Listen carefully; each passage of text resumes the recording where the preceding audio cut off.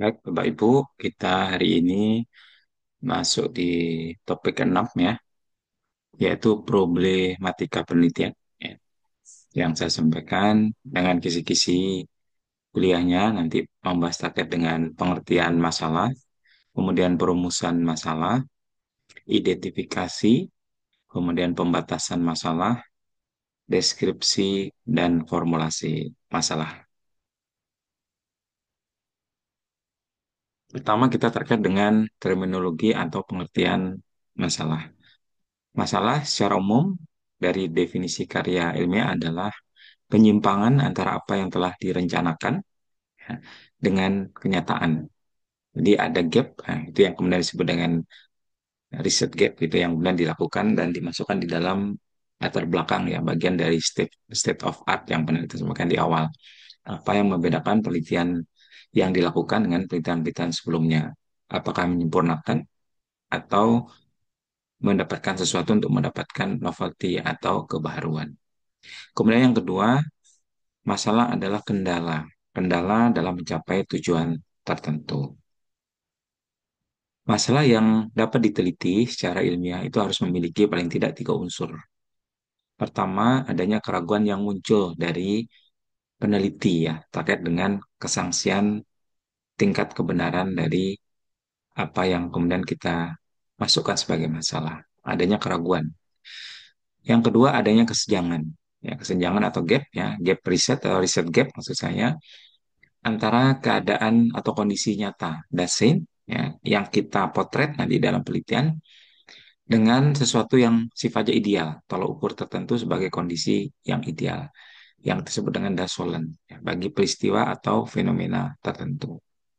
Ya, ada kesenjangan. Kemudian yang ketiga terkait dengan kepakaran, maka masalah penelitian merupakan tantangan bagi peneliti untuk dipecahkan ya, sesuai dengan keahlian dan kemampuan profesionalnya.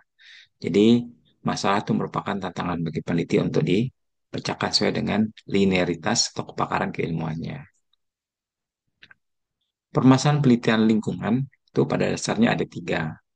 Pertama, terkait dengan permasalahan sumber daya alam berwawasan lingkungan ya, dan berkelanjutan yang berorientasi pada kebutuhan pembangunan. Kayak termasuk dalam ini adalah masuk di penelitian-penelitian bidang pertanian. Yang kedua, pemecahan masalah pengelolaan sumber daya alam dan lingkungan yang dihadapi pada saat sekarang dan prediksi masalah di masa depan. Banyak penelitian-penelitian eh, yang memprediksi apa yang terjadi di masa yang akan datang, tetapi merupakan pendugaan dari kajian ilmiah yang dilakukan. Ya. Misalnya yang mudah ya untuk mengantisipasi atau melogika adalah misalnya kalau ada di laut ya ada tumpahan minyak jatuh. Nah, kemudian sampai itu menyeberang atau sampai ke pantai sehingga merusak lingkungan di sekitar pantai itu kemudian kapan sampainya. Jadi nanti diteliti berapa kecepatan angin ya, kemudian berapa tinggi gelombang dan sebagainya. Itu ada kawan saya waktu S3 dulu meneliti itu. Nah, dengan demikian kemudian ke depan pada saat ada minyak yang tumpah atau yang bocor ya, atau ada kilang yang bocor, kemudian kita bisa tahu kapan harus segera mengantisipasi itu sehingga pada saat sebelum masuk ke pantai dia sudah bisa dilokalisir. Nah, itu penelitian masa depan, termasuk misalnya penelitian terkait dengan turunnya muka tanah, termasuk di Banjarmasin ya, Jakarta, kota-kota besar itu kan tiap tahun turun.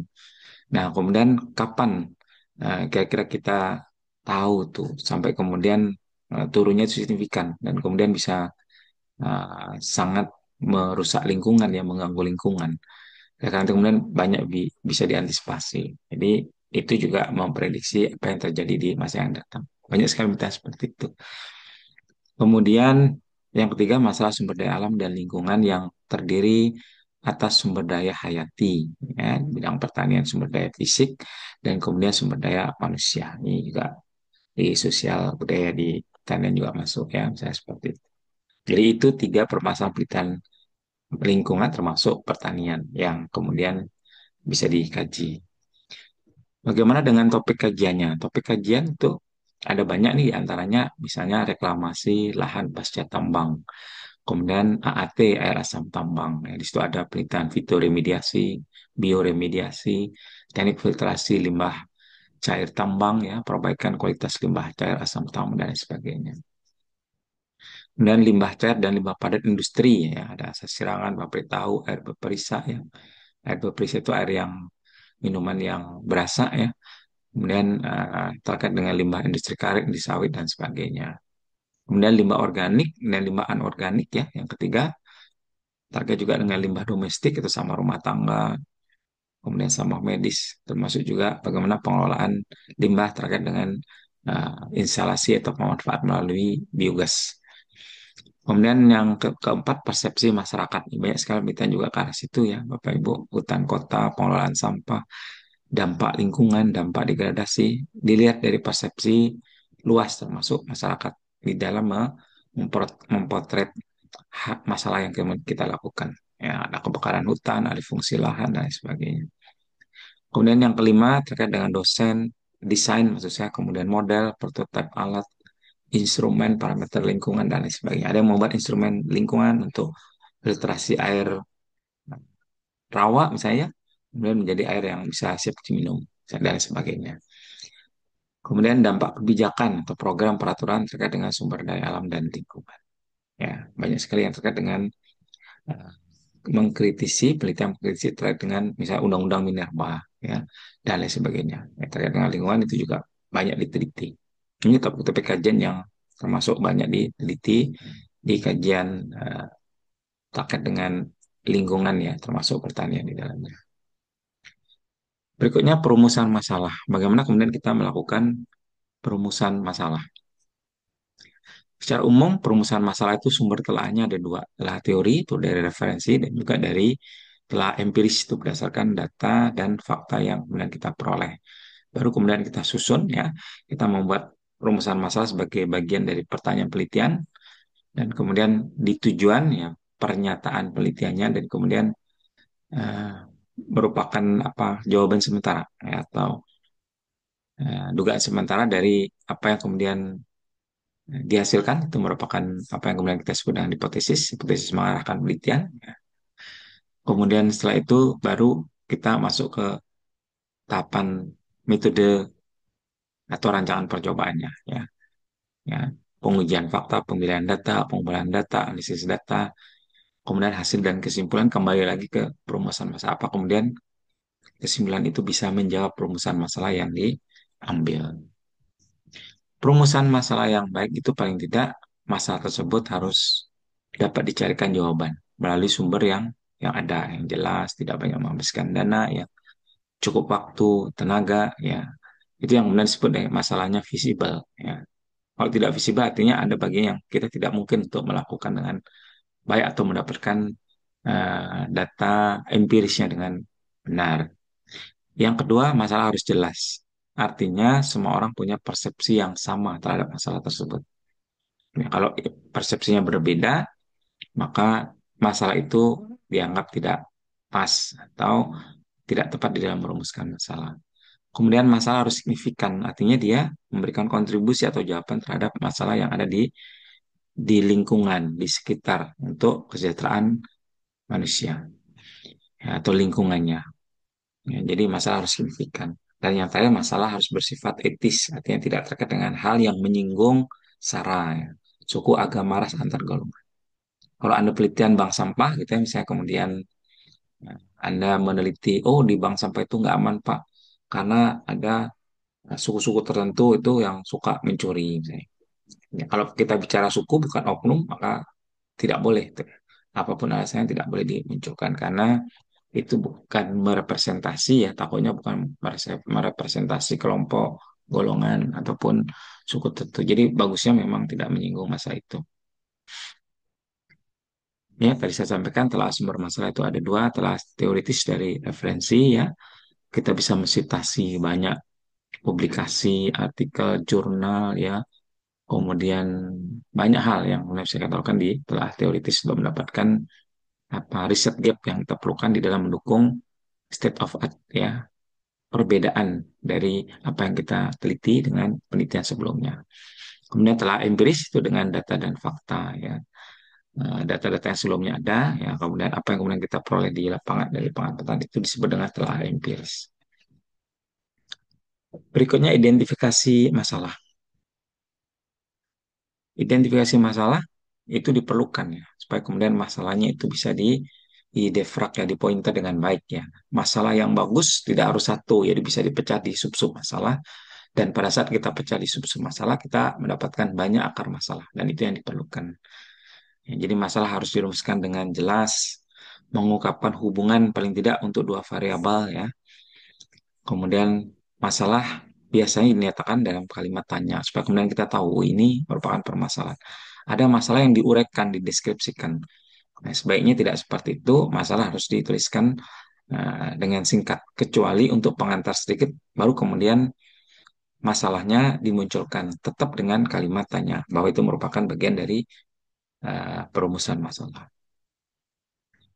Kesalahan di dalam memilih suatu permasalahan itu memungkinkan kita kemudian tidak mencapai tujuan dari penelitian. Mengapa? Ini sebab-sebabnya. Salah satu faktornya. Pertama, permasalahan tidak diambil dari akar masalah yang sesungguhnya. Kita membuat global permasalahan sehingga kemudian eh, kita terkendala untuk fokus di dalam tujuan-tujuan dan peubah atau variabel terikat yang kita ambil. Ya, jadi kemudian agak sulit peubah penelitiannya, pengamatan penelitiannya agak sulit karena tidak fokus. Oleh karena itu boleh dilakukan sub-sub permasalahan sehingga kemudian menjadi lebih rinci ya, lebih detail apa saja masalah yang kita inginkan untuk dijawab dalam penelitian seperti itu. Kemudian permasalahan yang dipecahkan tidak sesuai dengan kemampuan peneliti, termasuk di dalamnya kemampuan kepakaran ya, keilmuan, kemudian waktu yang tersedia. Kalau mepet itunya panjang ya tidak mungkin. Saya Anda S3 harus penelitiannya 3 tahun, tidak mungkin, dan tidak selesai nanti. Kemudian tenaga sesuai dengan apa kebutuhan di lapangan ya, apa yang diperlukan, berapa orang. Apalagi kalau itu penelitian kualitatif ya, perlu tenaga yang banyak, dan juga cukup nggak dananya itu ya. Jangan-jangan Anda idealis penelitian-penelitian dengan analisis yang sangat kompleks tapi dananya nggak mendukung. Itu juga menjadi faktor yang bagian dari kesalahan milik permasalahan. Kemudian permasalahan dipecahkan tidak sesuai dengan faktor pendukung yang ada. Ya. Tidak ada laboratorium yang memadai, tidak ada sumber data yang cukup. Anda akan sulit nanti. Nah, kita perlu melakukan apa yang disebut dengan pembatasan masalah. Kenapa? Karena pembatasan masalah itu mengarahkan kita untuk lebih fokus dan tajam dari rumusan yang kita buat. Artinya apa? Kita membuat permasalahan itu dalam bentuk piramida terbalik. Jadi permasalahan yang kita sampaikan itu dilakukan dengan cara melakukan deskripsi awal itu permasalahan secara umum, seperti piramida terbalik. Baru kemudian dilakukan pembatasan, nanti kita bahas secara spesifik, baru kemudian kita tahu inti masalah. Kalau kita tidak batasi, kemudian tidak ada bagian dari paragraf yang mendukung apa yang kita inginkan di dalam penelitian. Atau bahkan kalau tidak membuat piramida terbalik ini, masalah itu kemudian muncul di mana-mana, di awal, di tengah, di akhir. Di kemudian sulit itu, pembaca juga sulit untuk mengetahui apa yang diinginkan di dalam masalah yang diteliti, seperti itu. Nah, ini salah satu aplikasi bagaimana kita melakukan pembatasan masalah. Masalah perlu diidentifikasi dan dibatasi, dan itu nanti masuk di dalam latar belakang sebuah penelitian. Latar belakang pendahuluan itu harus masuk di situ. Kemudian setelah itu baru dirumuskan masalah secara terpisah. Bagian dari pendahuluan latar belakang itu isinya mengidentifikasi masalah yang ada apa saja, baru kemudian kita pilih masalah yang penting sesuai dengan tujuan yang ingin kita capai berdasarkan kemampuan literasi, kepakaran kita, dan kesanggupan tadi dana, waktu, tenaga. Ya, maka kemudian dilakukan pembatasan. Bagaimana cara melakukan pembatasan? Ini salah satu contohnya. Misalnya ya, kalau kita punya masalah real, bisa dalam usaha budidaya lele, lele dumbo misalnya, di proyek kenyataan bahwa produktivitasnya atau hasil panennya masih rendah. Apa yang kemudian kita lakukan? Identifikasi dulu apa masalah-masalah yang menjadi penyebab. Misalnya ada banyak nih, ada faktor bibit kurang baik, kolam kurang sesuai, kualitas airnya jelek, nutrisinya nggak sesuai, dan tata laksana kurang baik misalnya. Nah, dari identifikasi yang kita lakukan di dalam latar belakang itu, kemudian kita pilih yang kita inginkan untuk diteliti gitu. Itu yang kemudian disebut dengan pembatasan masalah. Oh, kita kepakarnya di nutrisi karena kita ahli nutrisi pakan misalnya. Kita pilih tuh pembatasan masalah jadi di nutrisi pakan saja. Jadi nutrisi pakan tidak sesuai itu kemudian menjadi bagian masalah yang kita munculkan. Di nutrisi pakan itu kemudian faktornya kan juga banyak. Ya, nutrisi pakan itu ada dari sisi nutrisinya ada energi atau kalori, ada protein ya, kemudian mineral, vitamin, mungkin juga di bawahnya ada serat dan lain sebagainya. Dan kemudian kita ingin mencoba lebih fokus lagi misalnya di protein. Nah, ini juga bagian dari inti atau akar masalah yang kemudian inti masalahnya itu kemudian ditemukan. Jadi, oh ternyata protein saja. Kita dananya cukupnya untuk protein dengan penelitian interaksi yang desain interaksi ya, apa faktorial yang cukup banyak itu cukup dana kita dengan uji yang lengkap itu di satu eh, faktor nutrisi saja. Oh, ternyata protein. Protein saja kita kembangkan di dalam penelitian. Ini yang kita sebut pembatasan masalah, kemudian kita masuk ke inti masalah. Protein adalah bagian dari akar masalah yang intinya protein itu kemudian kita teliti.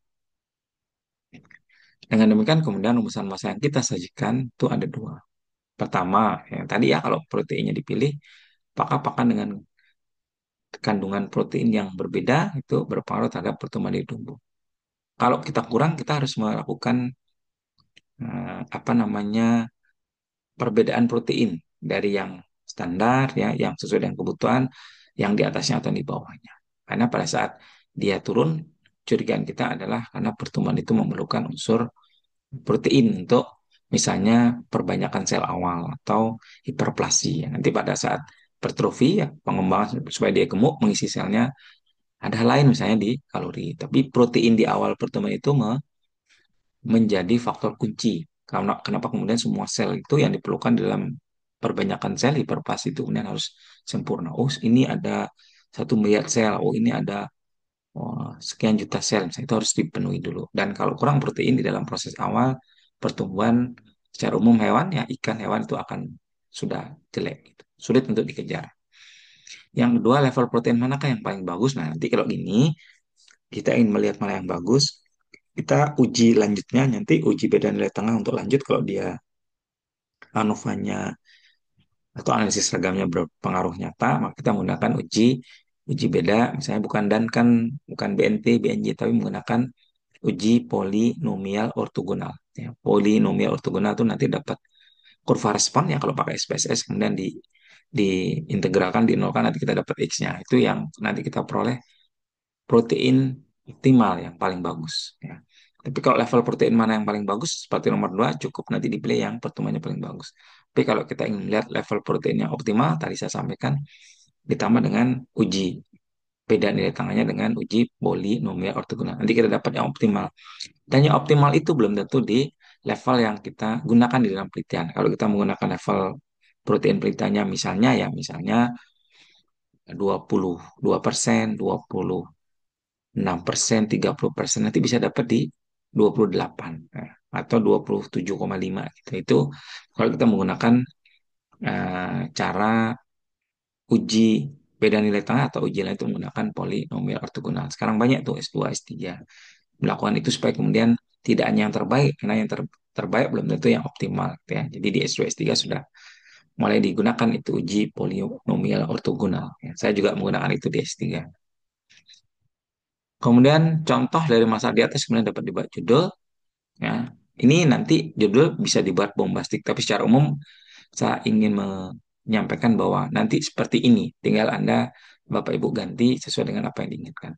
Ya, dari apa yang kemudian dilakukan dari perumusan itu kita mendapatkan judul pengaruh kandungan protein pakan. Protein pakan ini variabel bebasnya, variabel independennya, variabel dependennya ya. Dan kemudian terhadap pertumbuhan lili dumbo. Pertumbuhan itu variabel terikat atau peubah yang diamati dalam berita. Dia ada variabel bebas, ada variabel bebas. Yang yang independennya itu variabel bebasnya itu protein pakan. Variabel dependen yang terikatnya adalah variabel terikat atau peubah yang diamati itu merupakan variabel dependen ya, yang terikat. Jadi kemudian lele tumbuh merupakan subjek penelitian. Jadi seperti itu yang bisa kita lakukan, nanti tinggal diganti. Jadi di dalam judul itu kemudian kalau dia merupakan desain eksperimental itu kemudian kelihatan. Tapi kalau kemudian desain kualitatif nanti juga akan muncul. Oh, seperti ini. Jadi jelas itu. Judulnya tidak terlalu panjang ya. Sekarang dibatasi maksimal 20 kata, tapi kemudian padat dan merepresentasi apa yang kita inginkan, apa yang kita teliti di dalam penelitian. Deskripsi masalah. Maka masalah perlu dideskripsikan, perlu ya, dideskripsikan secara jelas maksudnya.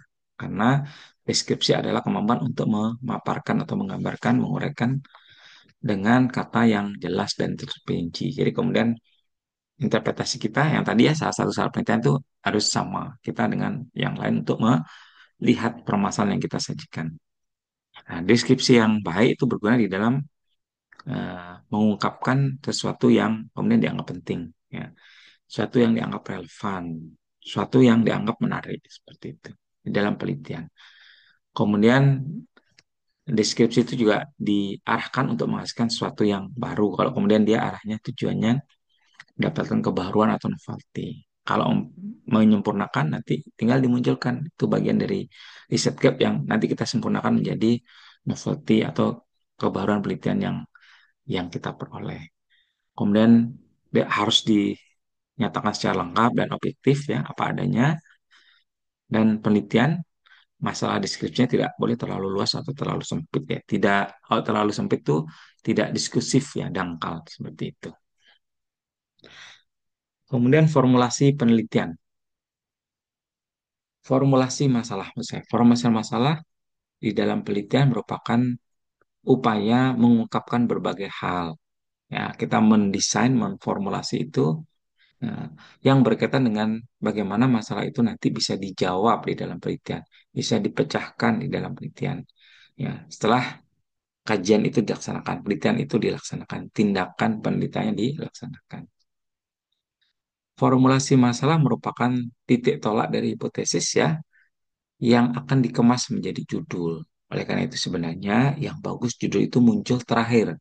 Setelah rumusan masalah, tujuan penelitian, hipotesisnya selesai, yang tadi ya, kemudian baru kita munculkan judul yang tadi itu. Sehingga kelihatan bahwa formulasinya bagus dan arah penelitiannya menjadi lebih jelas, kelihatan padat gitu ya, dan kemudian tidak bertele-tele seperti itu. Formulasi di dalam masalah itu dalam menetapkan, formulasi dalam merumuskan, formulasi di dalam menyusun suatu permasalahan penelitian itu menurut beberapa sumber ya, yang pertama tahapannya adalah melakukan inventarisasi. Yang tadi ya, inventarisasi atau identifikasi. Semua dimunculkan dari bagian dari list daftar dari permasalahan yang mungkin berkaitan dengan apa yang kita inginkan untuk diteliti di rumusan awal permasalahan yang kita buat. Ya. Kemudian setelah itu menetapkan satu tema yang paling menarik ya sesuai dengan kepakaran kita, hal-hal yang bersifat update ya, kemudian beberapa yang kemudian kita anggap urgent ya.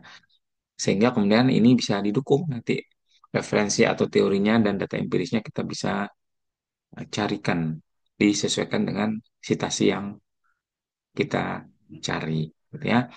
Tahapan berikutnya mengumpulkan bahan dan tulisan ya sebanyak mungkin. Ada beberapa cara untuk mendapatkan itu ya. Bagaimana kita merumuskan apa namanya tulisan-tulisan atau bahan yang terkait itu. Pakai clue ya di dalam mendapatkan itu, pakai clue ya mungkin di kuliah berikutnya mungkin ya. Dan kita bisa peroleh nanti dari ribuan, kemudian kita batasin lagi lebih spesifik, muncul 300-an, spesifik lagi, kemudian apa namanya akan muncul itu dan tidak terlalu banyak. Udah sampai di 80 70 udah cukup tuh baru kemudian kita ambil yang lengkap, yang abstraknya tidak abstrak saja tapi bisa download artikelnya. Ya baru itu yang kita ini. Kemudian tuliskan secara lengkap permasalahan penelitian dengan sistematis dan logis seperti itu ya. Kita buat tuh ya hal-hal yang melatar belakangi riset gap-nya muncul, kemudian state of art apa yang membedakan penelitian kita, kenapa penting dengan penelitian sebelumnya. Oh, penelitian sebelumnya nih kurangnya ini. Kita akan lengkapi dan menjadi bagian yang bagus untuk menyempurnakan penelitian berikutnya dengan kebaruan penelitian kita ya. Seperti itu. Kemudian masalah yang layak diteliti itu paling tidak ada tiga. Kita anggap, oh masalah kita bagus atau layak itu pertama, masalah yang hendak diteliti benar-benar memiliki nilai tersendiri. Ya, jadi kebaruan misalnya, baik dari sisi kemutaran isu, spesifikasi masalah yang dikaji, kelangkaan topik studi ya, tapi jangan terlalu langka. Kalau langka biasanya referensinya atau citasi artikelnya tidak banyak. Jadi Anda pikir ya dengan baik supaya kemudian bisa tercover semua referensi dengan baik. Kemudian dari sisi sumbangan teoritis dan pragmatisnya nanti bagi pembangunan. Ini yang orientasinya bagus, nanti hasilnya bisa dipakai untuk menjawab itu permasalahan yang ada untuk pembangunan ya, atau pembangunan dalam arti banyak hal ya, dari sisi banyak hal, dan itu menyangkut bagaimana kita mensejahterakan masyarakat ya, bisa berguna untuk masyarakat. Yang kedua, masalah yang tidak diteliti hendaknya up to date ya, memiliki nilai orisinal ya, keaslian ya, dan sejauh mungkin harus menghindari terjadinya duplikasi topik ya, oleh karena itu kita searching kan di dalam mensitasi sehingga topik kita tidak doubling dari penelitian yang ternyata dilakukan oleh orang lain sebelumnya. Jadi kita kayak kata dalam tempurung tuh kalau kita jarang melakukan banyak penelitian sehingga judul-judul yang kita anggap baru itu sebenarnya sudah banyak diteliti dan sudah ada luarsa yang tidak update lagi.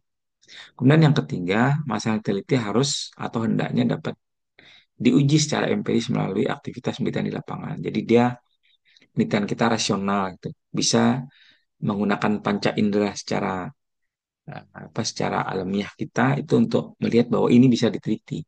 Jadi kita penalaran kita sampai di situ ya, mudah untuk di logika ya, sesuai dengan penalaran kita, oh ini bisa. Jadi tidak di awang-awang. Kalau kita penelitiannya kemudian sarana prasarana laboratoriumnya jauh ya, dan untuk itu kita sulit ke sana, tapi kalau bisa dijangkau pesawat apa nggak apa-apa, maka tidak dilakukan ya. Kemudian sulit sekali mendapatkan sumber telaahnya, misalnya kalau kita penelitian di kualitatif ya, mencari key person ya, key person atau orang-orang yang kemudian kita jadikan sebagai tacit knowledge ya, yang nanti kita jadikan sumber utama untuk kita tanya gitu. Ternyata sulit kita terhubung, tidak punya referensi dan sebagainya, kita tidak tahu lokasi, bagaimana mencapainya, maka jangan kemudian melakukan penelitian dengan rumusan masalah yang seperti itu.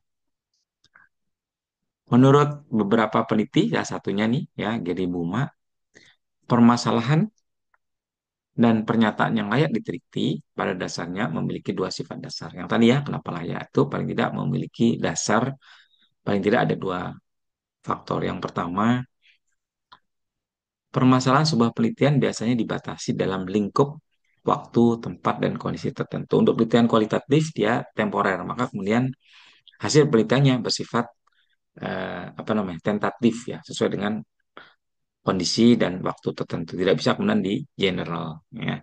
Jadi itu juga harus dipikirkan. Untuk penelitian kuantitatif ada beberapa yang kemudian sudah eh, tidak bisa di generalisasi. Misalnya untuk penelitian yang dilakukan pada musim tertentu, musim hujan, kita tidak bisa generalisasi di periode berikutnya di musim kemarau. Demikian pula kemarau tidak bisa kita generalisasi di musim penghujan hasilnya ya. Dan penelitian-penelitian yang harus sesuai dengan suhu kelembaban yang sesuai ya. Oh, penelitian-penelitian untuk tanaman A harus di daerah yang tinggi dengan suhu tertentu ya. Kemudian apa peran sinar seperti apa ya. Jadi tidak bisa nanti kita buatkan penelitian itu digeneralisasi hasilnya untuk semua daerah. Jadi itu yang harus kita pikirkan. Ada time frame, ada juga lingkup penelitian dan ada batasan penelitian. Permasalahan penelitian yang layak diteliti harus menunjukkan bahwa fakta yang akan kita cari atau akan kita cari jawabannya itu benar-benar dapat diobservasi, ya, dihitung, diukur ya, kemudian dia kondisinya real, nyata, atau dapat dicari dengan pertanyaan-pertanyaan yang relevan. Pertanyaan relevan itu bagian dari rumusan masalah yang kita buat. Jadi paling tidak itu yang kemudian harus ada gitu ya, dan kemudian menjadi bagian bagaimana kita memutuskan untuk menetapkan rumusan masalah yang bagus. Sepertinya sederhana dan Bapak Ibu sering lakukan. Seperti bagian dari apa yang kemudian secara rutin kita laksanakan. Tetapi kalau kemudian kita bedah satu-satu, ternyata rumusan masalah ini menentukan hasil penelitian, ya. hasil penelitian yang bagus, output keluaran penelitian yang bagus ternyata juga titik tolaknya berasal dari rumusan. Oleh karena itu kemudian kalau kita bahas secara tersendiri seperti ini, kemudian terasa bahwa kita, oh ternyata kita dulunya agak dangkal dalam merumuskan. Karena dalam merumuskan masalah itu banyak hal yang harus kemudian kita pikirkan ya, kita pertimbangkan. Supaya kemudian hasil rumusan kita menjadi dasar titik tolak untuk membuat hipotesis dan hasil atau kesimpulan yang baik dalam penelitian. Ya, demikian Bapak Ibu yang bisa kita sampaikan.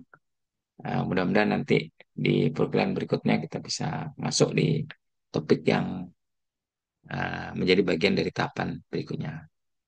Terima kasih saya ucapkan ya. Sampai ketemu di perkuliahan berikutnya. Terima kasih.